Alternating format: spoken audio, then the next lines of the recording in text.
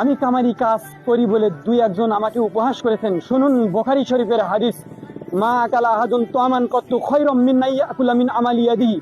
নিজ হাতে উপার্জিত খাদ্যের চেয়ে উত্তম খাদ্য কেউ কখনো খায় না। ওয়াইন্না নবী আল্লাহ দাউদ আলাইহিস সালাম কানা ইয়াকুলু মিন আমালি ইয়াদি।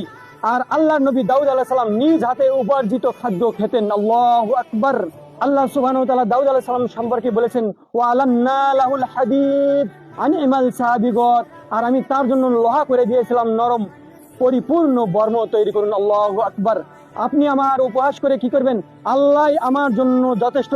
আল্লাহ সুবহানাহু ওয়া তাআলা নবী করিম সাল্লাল্লাহু আলাইহি সাল্লাম সম্পর্কে বলেছেন, ইন্না কাফাইনাকাল মুস্তাহজিন। নিশ্চয়ই আমি উপহাসকারীদের বিরুদ্ধে আপনার জন্য যথেষ্ট। আল্লাহু আকবার। আর আব্দুল্লাহ বিন আব্দুর রাজ্জাক ভাই কিন্তু ঠিকই বলেছেন। গর্বের সাথে বলতে চাই যে একটা সেকুলার পার্টির নেতার চাইতে একজন আহলে হাদিস দিন মজুর, যার আকীদা সালাফি, যার বিশ্বাস সঠিক, সে বেশি ভালো, বেশি কল্যাণকর আল্লাহ সুবহানাহু ওয়া তাআলার নিকটে।